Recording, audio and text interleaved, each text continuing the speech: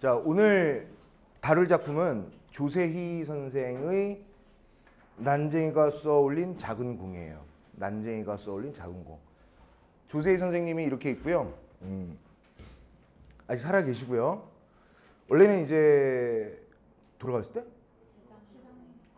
그래, 아씨, 그래. 2022년도에. 선생님은 한 7, 8년 전에 만난 적이 있거든요. 그때도 우리 아버지보다 나이가 더 많으셨으니까. 아, 그래, 돌아가셨구나. 아이고, 몇 년생이시냐면 되게 나이가 많으시죠. 42년생이시니까. 42년생이니까. 어휴, 나이 많으셨지. 원래는 이제 그분이 기자하셨어요.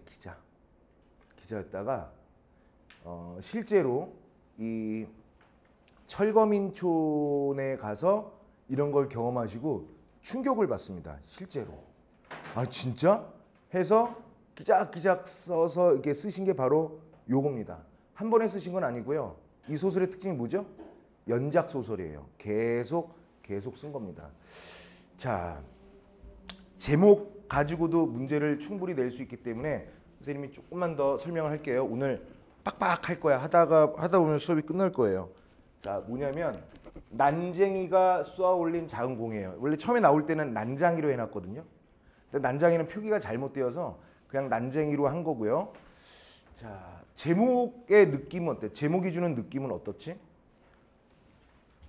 이 제목 전체의 분위기는 난쟁이가 쏘아올린 작은 공이라는 이 제목은 의도적으로 마치 동화적인 느낌의 제목이에요.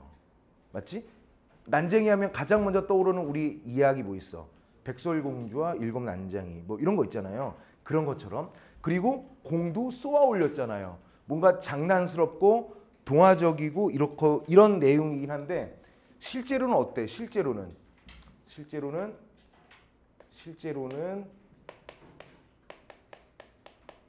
비극적 현실과 대조되죠. 이거랑 맞물려서 우리가 뭘 알아둬야 되는 줄 아니? 우리가 좀 이따 내용 보면 알겠지만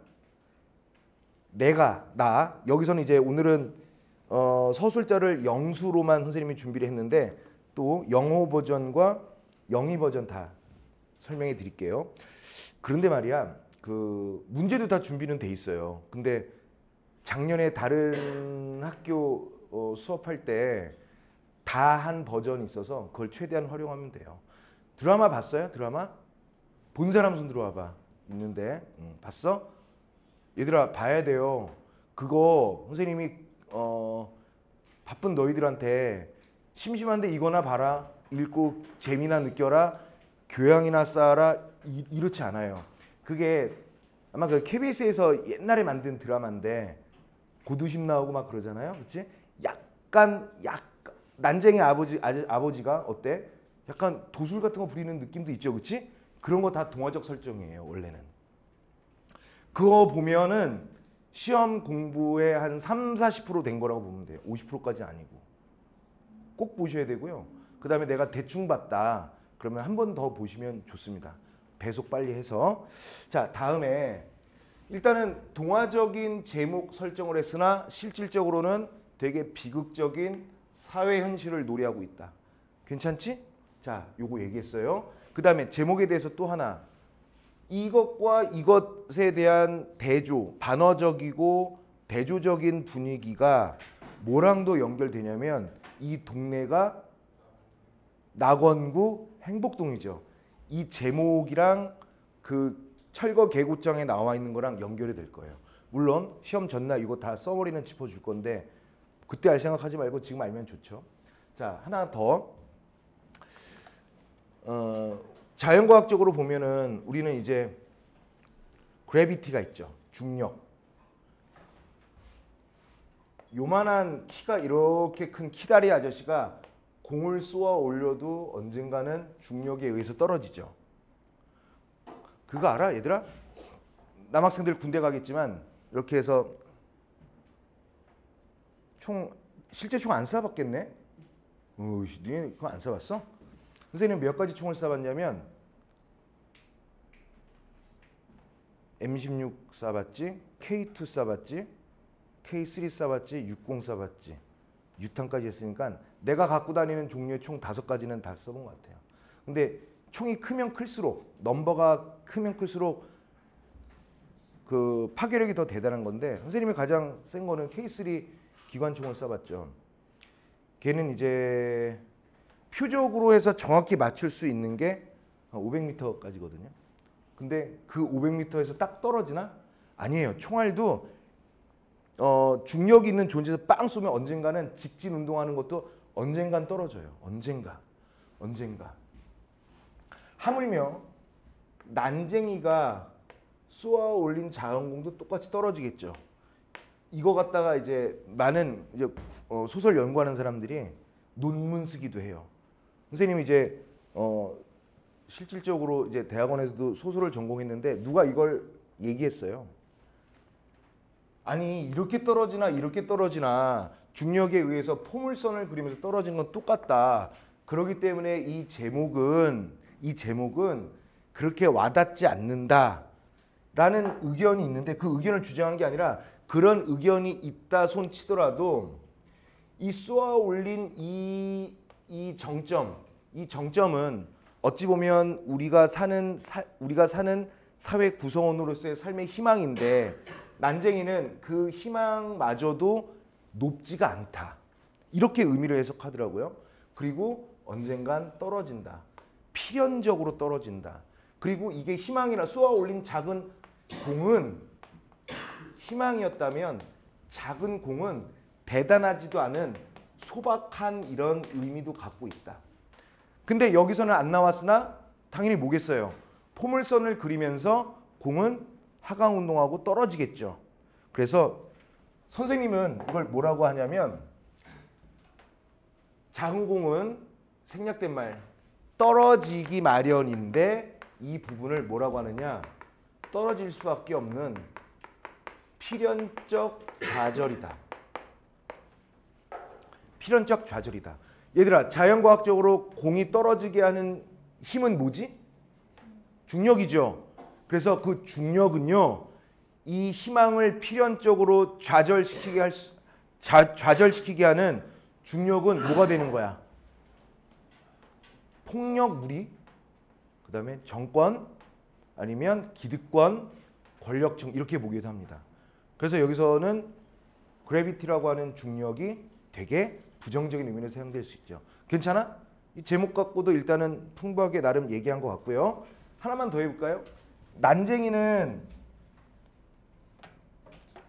저는 정말 개인적으로 이렇게 장애가 있는 사람들을 딱히 뭐 이렇게 장애인 뭐 이렇게 얘기하지 않고 조금 불편하신 분 이렇게 얘기하는데, 난쟁이야말로 사회적 기준으로는 사회적 약자인 건 맞죠. 신체적 약자, 사회적 약자, 육체적 장애를 지닌 거야. 그러니까 이마저도 소외된 사회적인 약자, 이렇게 되는 거겠죠. 그렇지? 좋아. 이제 본문으로 넘어갈게요. 꼼꼼히 보자. 그리고 기회가 닿으면은 영호, 그 다음에 영희 버전도 할 건데, 이걸 잘해야 그게 쉬워지는 거예요. 다 연결돼 있어서. 무슨 얘기인지 알겠지? 자, 갑니다. 본문. 자, 이렇게 돼 있죠. 자, 사람들은, 이게 시작이에요. 사람들은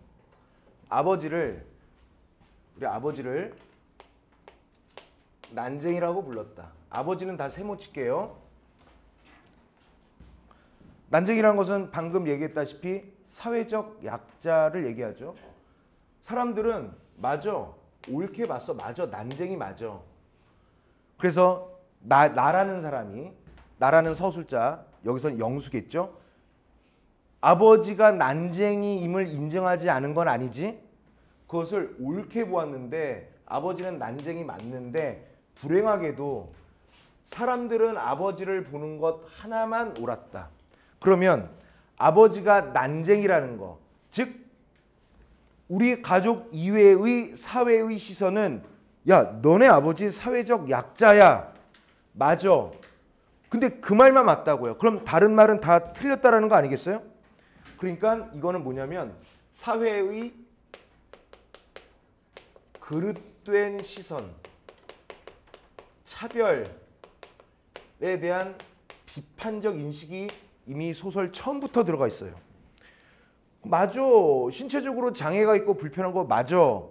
근데 니네들이 하는 말은 그것만 맞아. 다 틀리고 너희들은 이 세상을 옳게 알고 있지 않아. 잘못 알고 있어. 이런 거죠. 자, 이걸 통해서 얘기할 수 있겠죠. 나는 동그라미 칠게요. 1인칭이니까 나는 이름 굳이 얘기하자면 이름이 이 집의 장남 영수겠죠. 영수는 아버지, 어머니 영호, 영희. 자, 이렇게 나까지 해서 5 식구의 모든 것을 걸고 그들이 옳지 않다는 것을 언제나 말할 수 있다.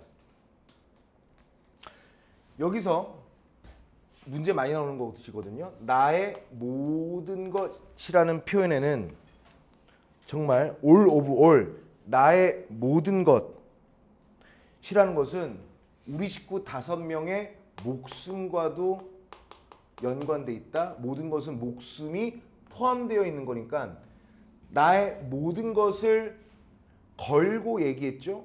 그러니까 나의 모든 것은 목숨이 포함되어 있기 때문에 내가 얘기하는 모든 것은 5명의 목숨 플러스 알파 되는 모든 것이야. 나의 전부를 걸고도 얘기할 수 있다는 얘기죠. 천국에 사는 사람들은, 자, 이것도 시험 문제 잘 나오는 겁니다. 천국에 사는 사람들이 있어요. 이 천국 좋잖아, 그치? 근데 지옥을 생각할 필요 없다. 자, 이게 무슨 뜻이냐 조금 더 설명할게. 천국이라는 것은 우리가 일반적으로 사후에 행복한, 아니면 사후가 아니라 할지라도 행복한 세상을 비유적으로 천국이라고 하죠. 하늘나라. 지옥은 뭐예요? 못된 사람들이 형벌을 받는 곳. 천국과 지옥은 서로 대비 대조되는 어휘들인데요. 이 천국은 정말 좋은 거, 좋다라기보다는 천국은 부유한 사람들이죠. 부유한 자들. 부유한 게 무조건 좋은 건 아니잖아요, 그렇지? 그래도 일단 천국이라고 얘기한 거예요. 지옥은 뭐예요? 가난한 자겠죠.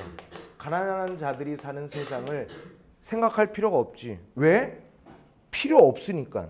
경제적으로 넉넉한 삶을 가진 사람들은 경제적으로 부족한 사람들을 굳이 생각할 필요가 없어.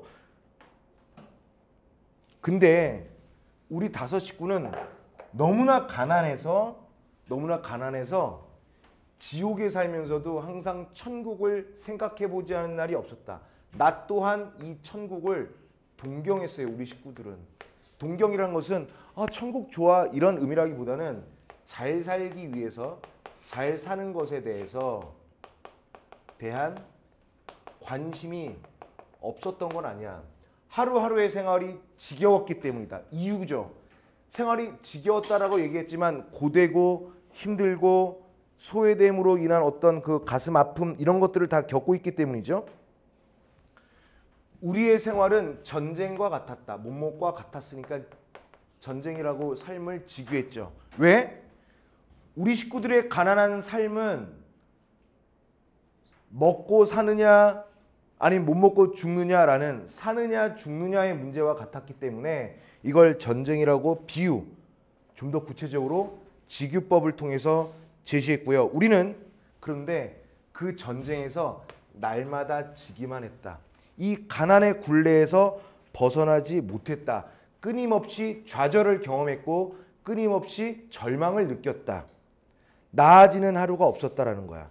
그런데도 어머니는 모든 것을 잘 참았다. 엄마의 성격이죠. 엄마는 인내심이 많습니다. 그러나 이거 되게 중요하지. 뭐가 중요하냐면 그러나 그날 아침 일만은 참기 어려웠던 것 같다. 이 문장 되게 중요합니다. 왜 중요한지 볼게요. 일단 이걸 통해서 그날이 언제일까? 이미 과거 아닌가? 참기 어려웠던 것 같다. 던을 통해서 회상을 하고 있죠.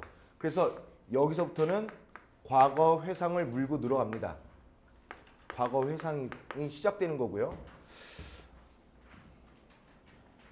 선생님이 무슨 이야기를 해. 무슨 이야기를 이렇게 쭉 진행하다가 얘들아 근데 그러던 어느 날 그렇게 되면 대체 그날엔 무슨 일이 있었을까라고 뭐해? 독자의 여러분들이 청중이라고 한다면 이 글을 읽는 독자들은 독자의 호기심이 자극되면서 궁금증이 유발되는 부분이다라고 얘기할 수 있겠죠. 그리고 나서 얘기합니다. 통장이 이걸 가져왔어요. 누가 말해? 내가 말했어요. 내가 엄마 통장이 이걸 가져왔어요. 그랬더니 어머니는 하트로 할게요. 엄마는 사랑이니까. 내가 말했다. 어머니는 조각마루 끝에 앉아 아침 식사를 하고 있었다. 어머니가 그게 뭐냐? 내가 철거 개고장이에요. 얘들아 개고장이라는 게 뭐냐면 관청 또는 국가 단위나 아니면 그 밑에 행정 조직 단위에서 개고장을 날린다는 것은요. 반드시 법을 지키기 위해서 너 이거 해야만 해라는 의무의 내용을 재촉하는 내용이 담긴 문서예요. 그러니까 이 철거 개고장이다라는 것은요. 일단 소설 장치로서는요. 이것 때문에 갈등을 일으키죠. 그래서 철거 개고장은요. 갈등을 일으키는 소재입니다. 그런데 갈등이라는 것은 크게 몇 가지가 있지? 내적 갈등과 외적 갈등이 있죠. 이것 때문에 내적 갈등하기보다는 외적 갈등을 하고 있죠. 자, 잠깐만 멈춰서 선생님 보세요. 금방 선생님이 갈등의 종류를 어떻게 얘기했느냐면 이렇게 얘기했지. 자, 아까 뭐라고 그랬니? 영수 버전, 영어 버전, 영희 버전 인물의 성격이라든가 특색을 비교하는 문제가 반드시 나올 거라고 얘기했고요. 또 이것도 나와요. 이 난쟁이가 쏘아 올린 작은 공이라는 작품은 이 갈등 문제를 물어보는데 이 김에 갈등을 간략하게나마 설명을 할게. 갈등은 크게 방금 얘기했다시피 내적 갈등과 외적 갈등이 이렇게 있습니다. 근데 내용을 얼추 아실 거야. 이거는 철거 개고장이 내적 갈등도 불러일으키죠. 어떻게 하지? 이런 것도 있겠지만 근본적으로는 외적 갈등이겠지, 그렇지? 근데 외적 갈등의 양상은 또 크게 세 가지입니다. 어떻게 돼? 개인 대 개인의 갈등이 있겠죠. 그냥 나 소윤이 너 싫어. 나 소윤 선생님 싫어요. 이런 건 외적 갈등이지. 개인 대 개인. 근데 개인과 사회와의 갈등이 되겠죠. 이런 것도 있겠죠. 뭔데? 나라는 개인이 이 사회 속에서 불편하게 살아간다는 그 자체가 갈등이니까요. 또 뭐도 있냐면 사회 대 사회의 갈등도 있겠죠. 대표적으로 이것들은 뭐 이념의 대립, 뭐 전쟁 이런 것들을 얘기하겠죠. 아니면 정치적인 싸움 이런 것들이겠죠. 근데 지금 여러분들도 얼추 알다시피 얘는 난쟁이 아버지를 둔 이 가족의 개인과 이 사회와의 갈등 이렇게 되겠죠. 그리하여 이러한 갈등을 일으키더라. 알고 계시면 되겠고요. 자, 그 다음에 이것도 중요하죠. 기어코 왔구나. 이건 엄마야. 엄마가 얘기하는 거예요. 기어코 왔구나. 자, 예상 문제. 기어코 왔구나라는 말에 담긴 뭐 의미로 적절한 것은 적절하지 않은 것은 이렇게 출제가 된다면 이거는 갑자기 몰랐던 것, 예상치 못했던 것이 아니라 철거 개고장이 언젠가는 올 거다라는 것을 알고 있었죠. 그래서 그 시기를 몰랐으나 언젠가는 올 줄 알았다는 엄마의 반응인 거예요.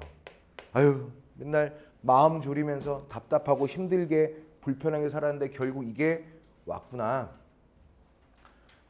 이렇게 어머니가 말합니다. 엄마가 그러니까 집을 헐라는 거 아니야? 우리가 꼭 받아야 할 것 중에 하나. 이거 내가 원했던 거야, 엄마가? 아니죠. 우리 집이 이제 국가 공권력에 의해서 빼앗길 거다라는 것을 예견한 거지. 이제 나온 셈이구나. 그리고 나서 어머니는 식사를 중단했어요. 밥이 넘어가 살던 집이 그러니까 헐게 되었는데 나는 이럴 때 엄마가 먹던 밥상을 내려다본 거예요. 어떤데? 보리밥, 까만 된장, 그리고 시든 고추 두어 개, 조린 감자. 어때? 식단이 어때? 초라하지. 초라한 밥상을 통해서 가난한 삶을 드러낼 수 있죠. 그리고 나는 어머니를 위해서 철거 계곡장을 천천히 읽었다. 이게 뭐야? 엄마가 읽으면 되지. 왜 내가 읽었지? 엄마를 위해서? 그래, 엄마는 글을 읽을 줄 모르는 문맹이었단 말이야. 자, 여기서 자 보세요. 또 잠깐 정리 타임. 자, 이렇게 보면 됩니다. 철거 계곡장을 받는 삶이라는 건 되게 슬픈 거 알지? 자기가 온전히 인간의 기본 조건인 의식주에서 주가 박탈당하는 상황이야. 또 뭐가 있냐면 가난한 초라한 밥상이죠. 왜? 구두쇠야? 돈이 많은데도 근검절약을 위해서 초라한 밥상을 차리는 게 아니라 가난한 삶이죠. 또 하나 뭐가 있냐면 엄마가 뭐냐면 글을 읽을 줄 모르는 문맹이야. 가난하기 때문에 제대로 된 교육을 받을 수 없었다라는 거야. 얘네들은 다 모두 난쟁이 가족의 비참한 삶을 드러내는 것이다 라고 얘기할 수 있겠지. 여기까지 괜찮아요? 괜찮아? 요 세 개 잘 알아두세요. 철거 계곡장, 초라한 밥상, 그리고 엄마가 문맹인 거. 얘들아, 내용을 뒷부분 아는 분들도 계시겠지만 대대로 시종의 자식이었지, 그치? 대대로 종의 집안이었단 말이야. 종이라는 것은 노비예요, 노비. 남자 종을 노, 여자 종을 비라고 하지, 그치? 그 노비들은 교육을 받을 수 있는 권리가 없었지. 그런 거야. 출신이 그렇다 보니까 글을 모르니까 사회 돌아가는 상황을 모르고 재산도 없으니까 여전히 그 가난의 굴레에서 연속적으로 벗어날 수가 없는 비참한 삶의 연속이죠. 자, 이것도 한번 볼게요. 다음 페이지야.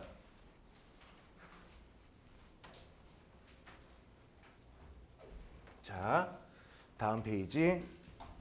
이게 바로 철거 계곡장이에요. 낙원구에서 보냈다라는 거죠. 주택 444-1 1970 몇 년 9월 10일 수신 서울특별시 낙원구 행복동 46번째 1839 김불이 귀하. 제목은 재개발 사업 구역 및 고지대 건물 철거 지시. 재개발 사업하는 구역이니까 없애야 되고요. 여기는 너무 높은 지대니까 없애야 된다라는 지시야. 귀하 소유 아래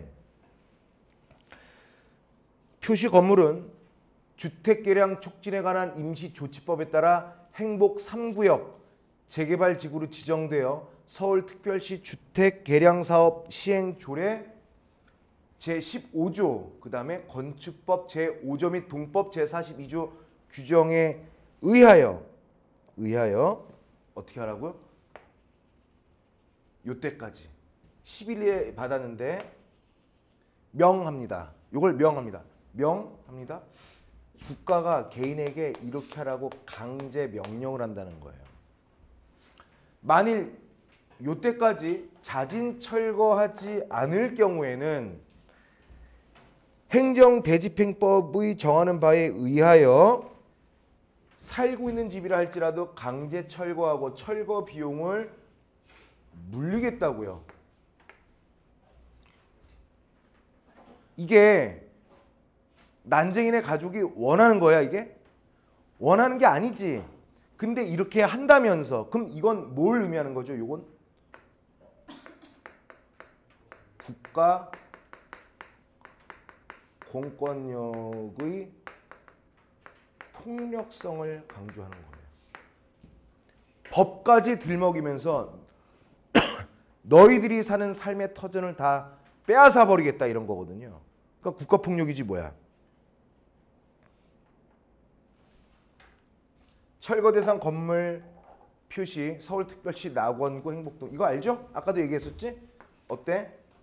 실제로 낙원구 행복동은 없으나 가상으로 한 거죠. 이건 뭔데? 반어적 표현으로서 비참한 난쟁이네 가족들의 삶을 더욱더 비참하게 강조하는 효과를 줄 수 있다. 괜찮지?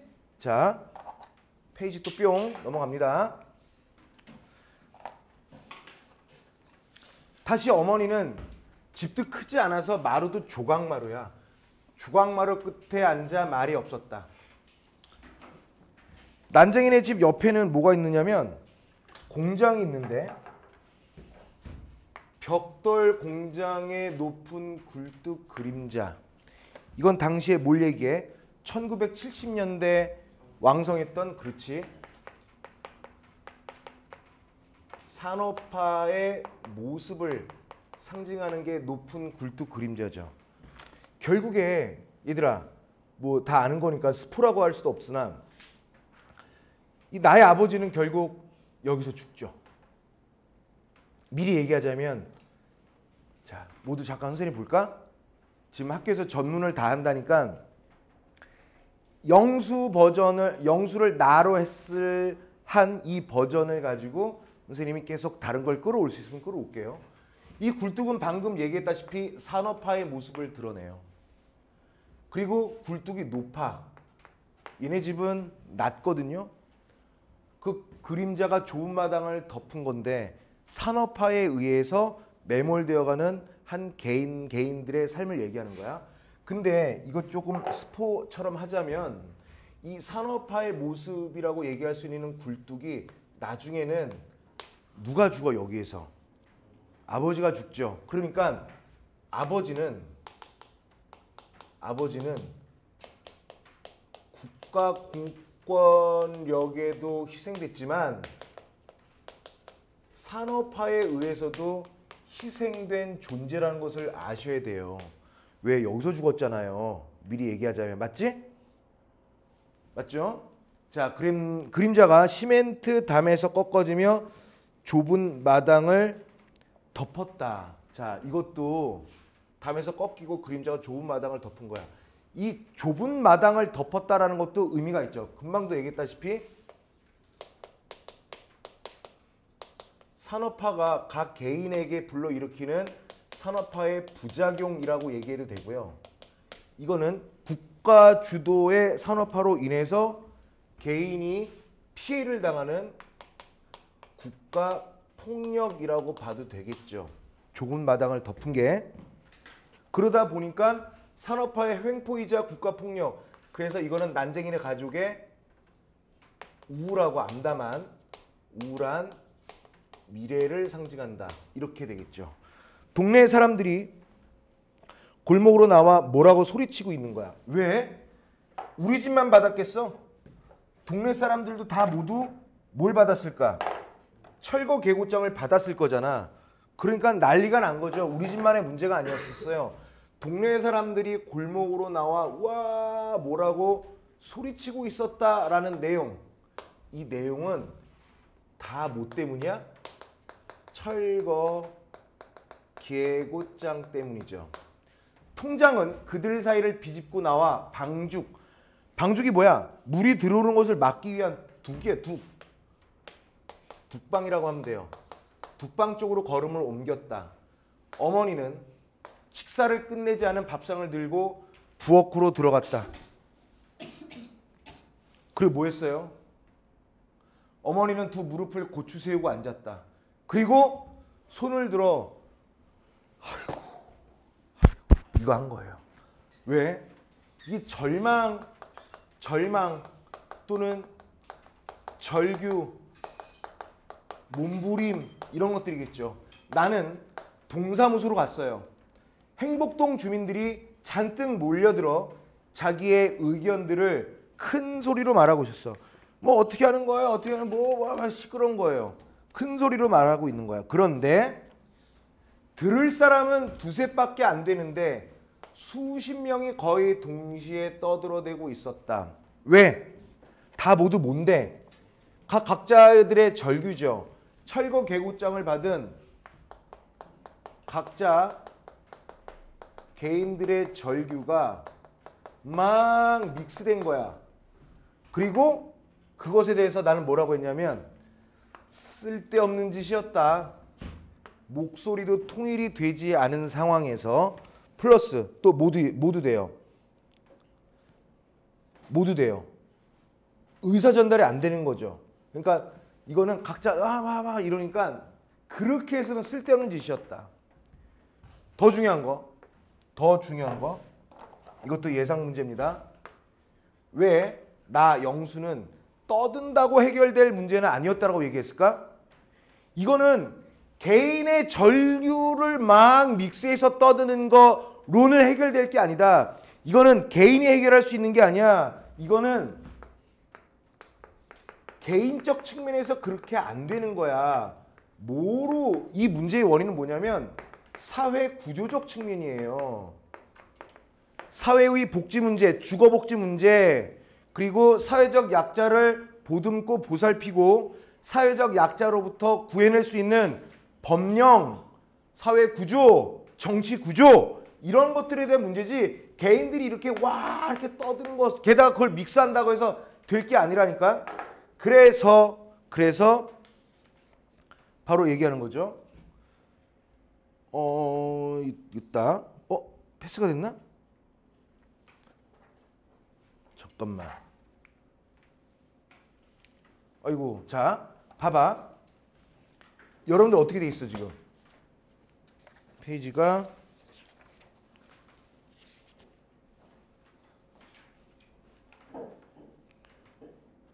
아이고 이거 조금 잘렸구나. 자, 그 다음 얘기는 뭐냐면 자 바깥에 게시판에 공고문이 있어요. 여러분들 아마 본문이 잘린 것 같은데 공고문을 읽고 뭐해요? 이주 보조금 액수라든가 그런 게 나와 있어요. 근데 여기서 더 중요한 것은 이런 겁니다. 봐봐. 여기 설명을 좀 들어봐요. 요 사이에 있는 내용이야. 자, 공고문이 이렇게 있어요. 공고문을 읽었더니 이제 입주권이 나온다는 거야. 예를 들어서 살고 있는 터전이 이렇게 있어요. 집이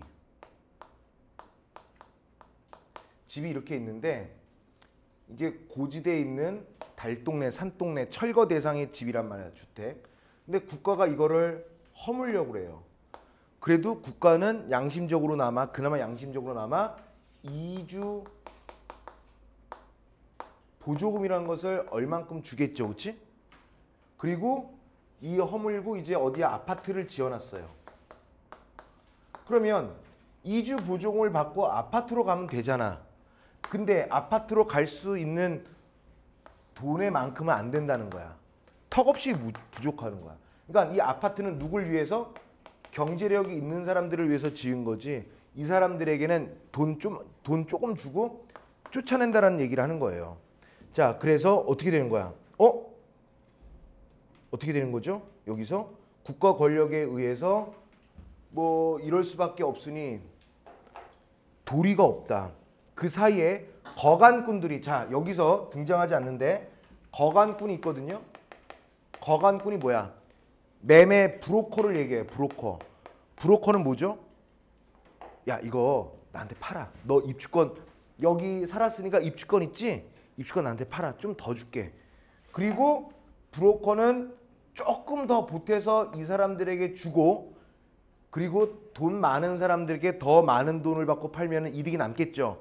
드라마 본 사람 그 브로커 모습 있죠, 그렇지? 그렇다고 이 사람이 돈 좀 더 받는다고 아파트로 갈 수 있어 없어? 없는 거죠. 그러니까 브로커도 여기서 부정적인 의미의 대상이다라는 거 알고 계세요. 자, 그 다음에 조금 생략된 부분을 말로 설명했고요. 그 다음에 바로 이겁니다. 수문을 안에 여기서부터 다시 시작할게요. 수문을 안에 무슨 뾰족한 수가 생기겠니?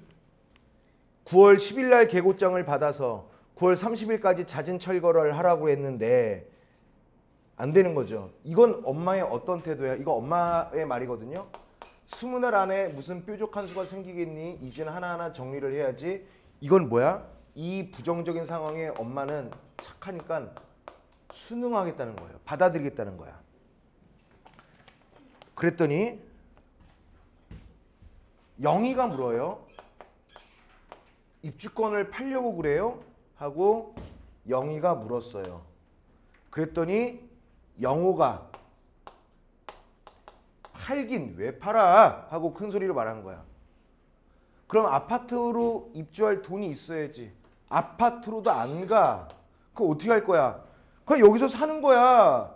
여기 우리 집이야. 하면서 영호는 성큼성큼 돌계단을 올라가 아버지의 부대가 뭐야 이게?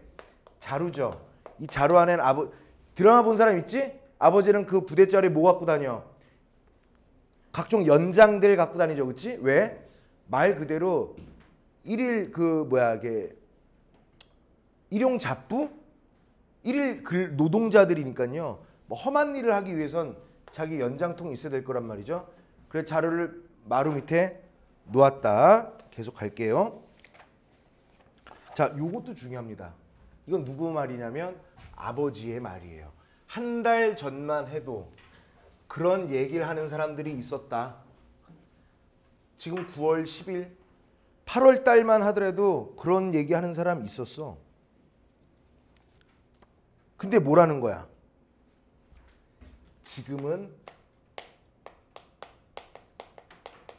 지금은 아니야 라는 거예요.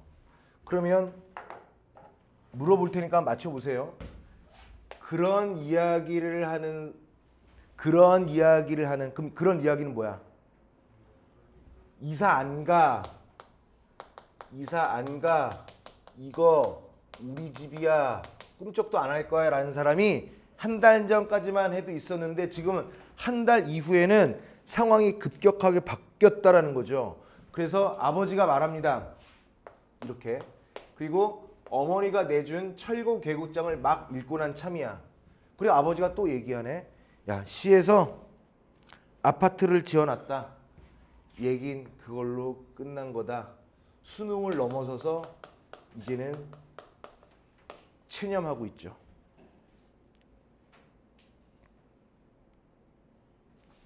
영호가 뭐라고 하느냐면 그거 우리를 위해서 지은 거 아니잖아요 하고 영호가 말한 거야. 돈도 많이 있어야 되잖아요. 영희가 말한 거죠. 영희는 마당가 펜지꽃 앞에 서 있었다. 영희는 이 난쟁이네 가족의 가장 막내죠. 자식 중에서도 3단매 중에서도 막내야. 근데 왜 펜지꽃 앞에 서 있을까? 이 펜지꽃은 영희의 이미지 때문이에요. 영희의 이미지를 부각시키기 위한 건데 펜지꽃은 어때? 여리여리하거든요. 꽃이 강해 보이지 않고. 그래서 순수하고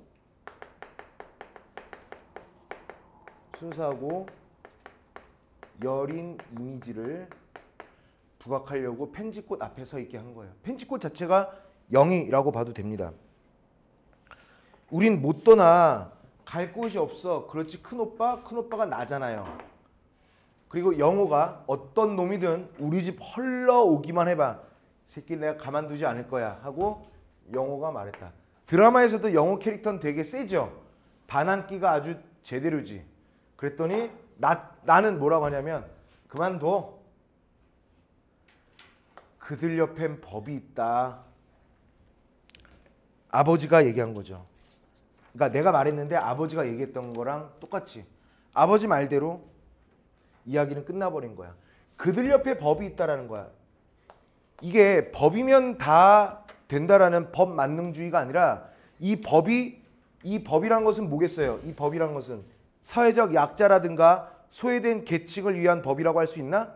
아니죠. 그렇지 않으니까 이건 냉혹한 또는 차가운 사회의 모순된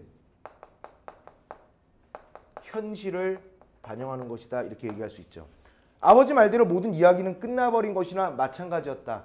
마당가 펜지꽃 앞에 서 있던 영희가 고개를 돌렸어요. 영희가. 자, 그리고 영희는 울고 있었어요.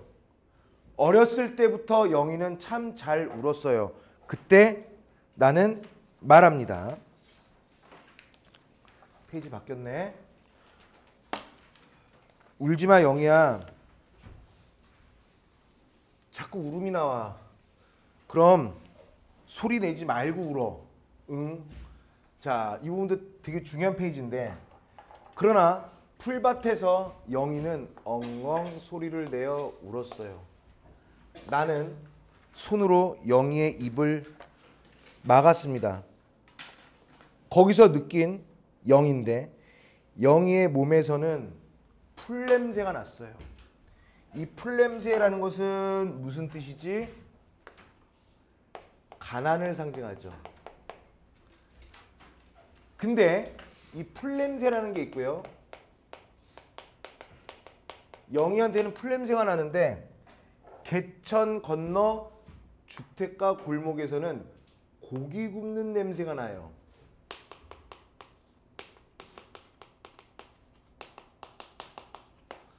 고기 굽는 냄새는 뭘 얘기하는 거예요? 경제적으로 부유한 걸 얘기하는 거죠. 근데 요즘에 그거 알아? 경기가 안 좋아서 야채가 더 비쌉니다. 야채가. 고기가 가장 싸요. 이거랑 적용하면 좀 우습긴 하겠지만 얘랑 얘랑 서로 대조되는 거죠. 나는 그것이 고기 굽는 냄새인 줄 알면서도 어머니에게 물은 거야. 엄마, 이거 무슨 냄새야? 화법과 장문을 고려한다면 표면적으로는 뭐야 이거? 의문형이고 몰라서 묻는 것 같지만 사실 이건 무슨 뜻이야? 고기 먹고 싶어 이런 거예요. 요 문제 나올걸? 발화가 가지고 있는 진짜 의도를 묻는다. 그러면 고기 먹고 싶어요. 어머니는 말없이 걸었다. 나는 다시 물었다. 내가 엄마 이게 무슨 냄새지? 그랬더니 어머니는 나의 손을 잡은 거야. 가려고. 어머니는 나의 손을 잡은 거죠. 어머니는 걸음을 빨리 하면서 말하는 거예요.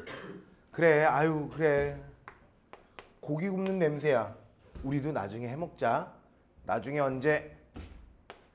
자, 빨리 가자. 어머니는 말했다. 자, 그리고 이거 중요하죠. 너도 공부 열심히 하면 좋은 집에 살 수 있고 고기도 날마다 먹을 수 있단다. 네가 공부를 열심히 안 한 거야 이 새끼야 이런 거죠. 그러기보다는 일단 엄마가 나에 대한 아주 궁색한 변명이죠. 이 얘기를 들었을 때 엄마는 얼마나 가슴이 아팠을까요? 거짓말! 어머니의 손을 뿌리치면서 내가 말한 거야. 나도 이제 고기 먹고 싶다는 거죠. 거짓말이라는 것은 우리가 언제 고기 먹을 수 있는 상황이 올 것 같아, 엄마? 우리가 가난해서 벗어날 수 있을 것 같아? 우리는 끝까지 죽을 때까지 가난하다 죽을 거야. 뭐 이런 반항기가 잔뜩 있죠. 반항기는 점점 더 세집니다. 그리고 내가 하는 말이 아버지 나쁜 사람이야. 그랬더니 이 새끼가 하면서 엄마가 우뚝 쓴 거죠. 그 다음에 너 방금 뭐라 했어? 우리 아버지는 나쁜 사람이야. 너 죽탱이 좀 터져봐야 되겠구나 이 새끼야. 아빠한테 이런 거지. 아니야, 아버지 좋은 분이야. 나도 주머니가 달린 옷을 입고 싶어. 주머니가 달린 옷은 뭐예요? 경제적 풍요로움이에요. 여러분들은 잘 모르지? 얘들아, 선생님도 어렴풋이 기억난다? 주머니가 많은 옷이 비싸요. 그래서 가난한 아이들은 주머니도 없어. 주머니 만드는데 돈이 더 많이 드니까, 그렇지? 빨리 가자. 엄마는 왜 우리 옷에 주머니를 안 달아주지? 거기다가 돈도 넣어주지 못하고 먹을 것도 넣어줄 게 없어서 그렇지. 자, 너 투정 부리는 거죠. 너 아버지에 대해 말 막 하면 너 정말 혼날 줄 알아. 아버지는 악당도 못 돼. 악당은 돈이나 많지. 여기에서 알 수 있는 게 뭐냐면 악당은 빌런이잖아요. 자, 이거는 수단과 방법은 중요하지 않아. 목적은 뭐면 되는 거야? 돈이면 된다는 거예요. 아버지는 좋은 분이야. 알아. 나는 말했다. 수백 번도 더 들었어. 근데 이제 안 속아. 엄마, 큰오빠는 말을 잘 안 들어. 영희는 부엌문 앞에 서서 말했다. 엄마 몰래 또 고기 냄새 맡으러 갔었대. 난 안 갔지. 되게 어리고 순수한 모습이죠. 자, 넘겨서 여기에 대해서 어머니는 아무 말이 없었다. 나는 나쁜 년 왜 엄마한테 일러 하면서 영희를 흘겨보았다. 영희는 또 말했다. 엄마, 큰오빠가 고기 냄새 맡으러 갔었다고 말했더니 때리려고 그래. 이런 거죠. 자, 이것까지 회상이고요. 영희는 좀처럼 울음을 그치지 못했다. 나는 영희의 입에서 손을 떼었다. 영희를 풀밭으로 끌고 간 것이 잘못이었다. 그리고 영희를 팼어요. 영희가 뭐였지? 영희를 때려주고 나는 후회했다. 귀여운 영희의 얼굴은 눈물로 젖었다. 우리는 그때 주머니 없는 옷을 입고 있었다. 이거 뭐예요? 가난을 상징하죠. 가난한 형편을 상징합니다. 철거 개고장. 아버지는 철거 개고장을 마루 끝에 놓고 책을 읽었다. 이건 또 무슨 뜻이야? 철거 개고장을 뜯어보는 게 아니라 막 끝에 놓고 다른 걸 했다는 거야. 아버지는 어떻게 된 거야?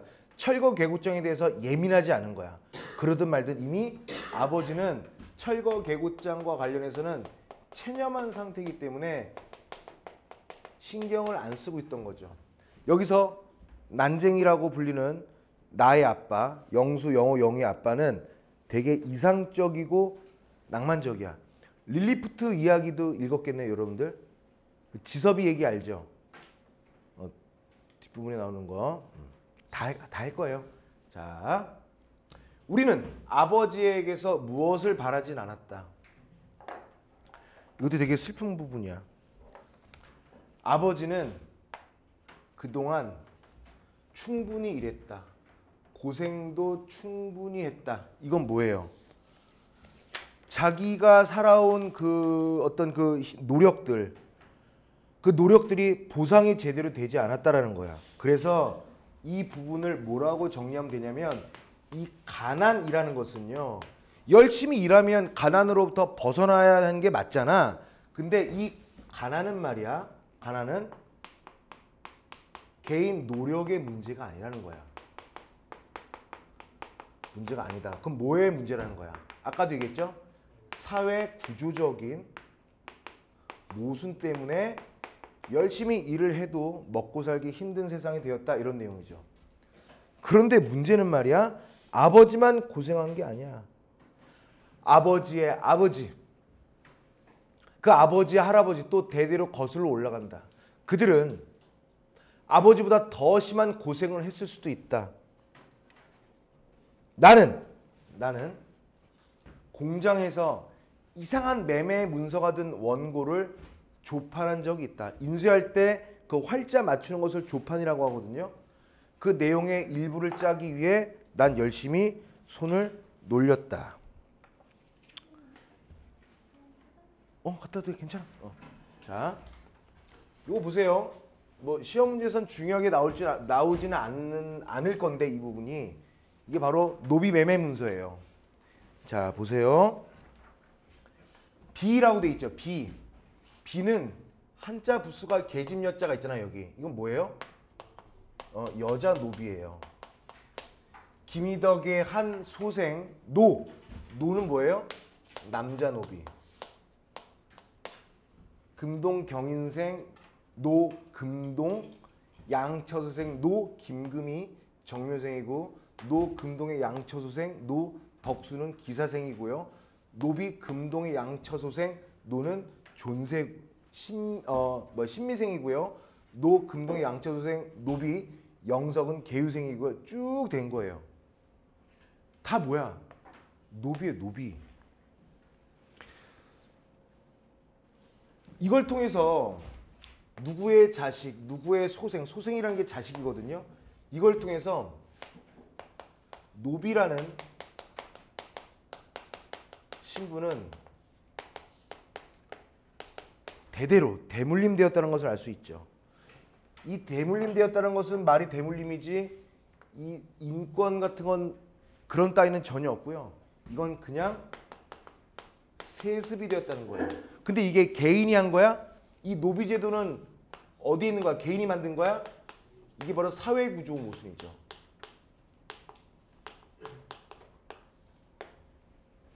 나는 그때 이게 그때 당신 그게 뭔지 몰랐어. 몰랐다고요. 그 판을 짜고 다음 판을 짜다가 겨우 알게 된 거야. 노비매매 무쇠한 부분이야. 나는 열흘 동안 같은 책을 조판했어. 그 열흘 동안 나는 아버지와 아무 말도 하지 않았어. 어머니하고도 이야기를 하지 않았어.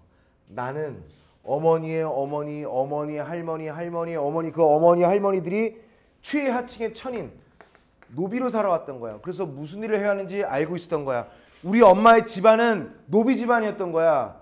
어머니라고. 그래서 결국에는 나의 어머니는 달라진 게 없었어. 마음 편할 날이 없고 몸으로 치러야 할 노역은 언제나 똑같았고, 그 우리의 조상은 이 부정적인 사회 구조의 모순으로 인해 노비의 신분을 대물림했다라는 것은 이 세습된 신역을 바칠 수밖에 없었다라는 얘기고요. 우리의 조상은 이 신분을 상속하거나 매매하거나 기증하거나 공출의 대상이었다는 거야. 그러다 어느 날 어머니는 나에게 말한 거예요. 뭐라고?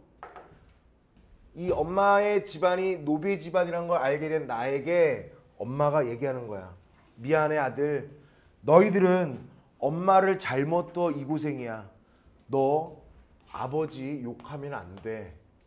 어머니는 장남인 나에게만 말한 거죠.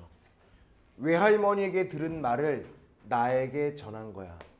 1000년을 두고 우리 조상은 자손들에게 얘야 미안해. 부모 잘못 만났다. 엄마를 잘못 만나서 그래. 아빠를 잘못 만나서 그래. 이렇게만 얘기한 거야. 그러나 나는 알고 있었어. 엄마뿐만이 아니야. 우리 아버지도 시종의 자식이었던 거야. 우리 아버지도 대대로 노비였다는 거야. 할아버지 아버지 때. 자 보세요. 여기 나 영수가 있어요. 아버지가 있어요. 나의 할아버지가 있어요. 할아버지 위에 나의 증조 할아버지가 있어요. 자 보세요. 이 부분 되게 중요해. 여기. 자 설명 잘 들어봐. 할아버지의 아버지 때, 나의 증조 할아버지 때는 역사적으로도 공식적으로 노비제도가 어떻게 됐어요? 없어졌죠. 노비제도가 철폐되었다고요. 요럴 때. 그런데도 불구하고 증조 할아버지와 할머니는 아무것도 몰랐어. 나중에서야 해방을 맞았다는 것은 알았는데 오히려 뭐라고 그랬냐면 저희들을 내쫓지 마십시오 라고 했던 거야. 자, 잘 보세요. 얘들아 칠판 봐야 돼. 나야 영수 영호 영희 때야. 나의 아버지 난쟁이, 나의 할아버지가 있고요. 할아버지 아버지 나의 증조 할아버지가 있는 거야. 노비제도 철폐 시기는 요 때라고요. 근데 1000년 넘도록 대대로 노비였던 이 집안에서 갑자기 여기서 야 노비제도 없애. 너희들 자유야 라고 하니까 야호 해야 되는데 저희들을 내쫓지 마십시오 했던 거예요. 이거 왜 그래? 왜 그럴까? 하도 그렇게 살았기 때문에 노비가 아니면 불안했던 거예요. 노비에 물들었단 말이에요. 그런데 그래서 노비제도가 철폐됐는데도 노비로 살았어요. 응? 인습에 젖어서 그렇게 살아왔기 때문에 그거에 따른 관성으로. 그런데 중요한 거, 할아버지는 달랐어. 노비 아니지. 그리고 할아버지는 이 유습, 못된 세습 관습으로부터 벗어나려고 했어요. 그래서 이 늙은 주인은 할아버지에게, 그래, 그동안 대대로 고생했다. 노비 제도가 없어졌으니 너에게 집과 땅을 주겠다. 그래서 집과 땅이 생겼어. 집과 땅은 뭐야? 결국에는 드디어 나의 할아버지 때 재산이 생긴 거예요. 그러면 그 재산을 지켰어야 되지 않나? 나오잖아요. 쓸데없는 일이었어요. 왜? 모르는 면에서는 할아버지나 증조부나 똑같았다는 거야. 자, 봐봐. 자, 보세요. 모두 봐봐. 요거 되게 중요한 부분이야. 증조 할아버지는 몰랐지. 뭘 몰랐어? 노비제도가 철폐된 걸 몰랐어. 나중에 알았는데도 뭐해? 노비로 살기 내주지 말아. 난 노비가 좋아요. 되게 가슴 아프지. 근데 요 시간 사이에 나의 할아버지, 나의 아버지인 나의 할아버지는, 맞아, 우리가 어떤 집에 예속되고 구속되어서 노비로 살 수는 없지. 주세요. 대대로 우리 집안에 여기서 일 많이 했잖아요. 그래서 집과 땅을 받아서 재산이 생겼는데 쓸데없는 거라고 그랬죠. 그리고 모르는 면에서는, 모른다라는 공통 분모로는 증조 할아버지나 할아버지나 같았던 거야. 왜? 증조 할아버지는 노비제도가 철폐된 걸 몰랐고요. 할아버지는 갖고 있는 재산을 지킬 수 있는 방법을 몰랐던 거야. 그래서 증조부 때까지는 선조들이 살아온 경험이 도움이 되었으나, 선조들이 살아온 경험 뭐야? 노비로서의 경험이죠. 근데 할아버지 때부터는 노비가 아닌 삶의 1세대 아니야? 그러니까 할아버지 때에는 그것이 도움을 주지 못했다는 거야. 할아버지 때에는 갑작스럽게 받은 이 재산을 지킬 수 있을 만한 교육이라든가 이런 걸 받아본 적이 없었다라는 거예요. 그러니까 이거는 교육이 없었던 거예요. 그리고 경험도 없었던 거야. 그래서 이 재산을 잃게 됩니다. 그리고 나서 할아버지의 자식이 나의 아버지인 난쟁이죠. 할아버지도 난쟁이였어? 언젠간 영호가 물었다. 나는 영호의 머리를 쥐어박았다. 좀 큰 영호는 말했다. 왜 지난 일처럼 쉬쉬하는 거야? 변한 것이 없는데 이 세상 모습 우습지 않아? 더 이상 나는 쥐어박을 수는 없었죠. 영호도 머리가 컸으니까. 그래서 나는 어떻게 돼? 가만히 있었을 수밖에 없겠지. 자, 영희는 손수건을 꺼내 두 눈에 대었다 떼었다. 아버지는 계속 책을 읽어요. 어머니는 뒷집 명희 어머니와 이야기했어. 얘들아, 그 드라마에서 명희 나오는 거 알지? 얼마에 파셨어요? 17만 원 받았어요. 그러면 시에서 주겠다는 이주보조금은 15만 원인데 17만 원 받았으니까 2만 원 더 받았어요. 그리고 영인애도 어차피 아파트를 못 가잖아. 무슨 돈이 있다고. 분양 아파트는 58만 원이야. 그리고 임대 아파트는 30만 원이야. 갈 수 있니? 브로커한테. 선생님이 예상해 볼까요? 브로커가 거간꾼이죠. 여기서는 브로커란 말을 안 했어요. 거간꾼이 주민에게 15만 원짜리를 17만 원을 주고 팔아요. 그리고 다른 사람들한테 50만 원에 팔아도 되게 큰 이익이 남는 거지. 브로커도 나쁜 놈들이지. 그리고 거기다가 이 아파트로 가든 매달 5천 원씩도 내야 돼요. 그래, 입주권들 다들 팔고 있어요? 영인애도 서둘러요. 우리 엄마 어떻게 하지? 괴로운 얼굴로 서 있었다. 자, 마지막 뒷부분 줄거리입니다. 행복동 주민들은 대부분 투기업자에게 입주권을 팔고 동네를 떠나는 모습 그 드라마에서 되게 슬프게 나와요. 아파트에 입주할 능력이 안 되는 나의 가족들 역시 다른 이웃들처럼 입주권을 팔아. 근데 이거는 아무래도 주인공이다 보니까 팔지만 전세금을 빼주느라 명인에게 빌린 돈을 갚고 나니 남는 게 거의 없게 된 거야. 그래서 이사 가기 전날 아버지 그리고 영희는 사라져요. 이후 이 영희는 자기네 집 입주권을 산 남자를 따라가요. 그 드라마에서는 어떻게 돼? 남자가 영희를 유혹하고 그러죠. 그 사이에 뭐 그걸 빼오죠. 그 남자의 집에서 돈과 입주권을 훔쳐 도망쳐 나온다. 그리고 혼자 동사무소 가서 입주 신청을 한 이 영희는 예전에 살던 집으로 돌아오지만 가족들은 이미 다른 데로 이사를 가버렸어. 영희는 동네 아주머니로부터 아버지가 그동안 일하던 벽돌 공장 굴뚝, 아까 얘기했죠? 산업화를 의미하는 것이기도 하고 이런 거 죽었다는 소식을 전해 듣는다. 이렇게 된 거예요. 자, 그래서 여기는 뭐예요? 더 이상 다른 얘기는 없죠. 비극적 결말이 된 거예요. 그러니까 이 제목이 주는 동화 같은 이 뉘앙스는 반어법이었던 거죠. 그렇지? 괜찮죠? 좋습니다. 좋아. 문제를 조금 시간이 없어서 많이는 못 푸는데 선생님이랑 하나라도 한번 같이 풀어봅시다.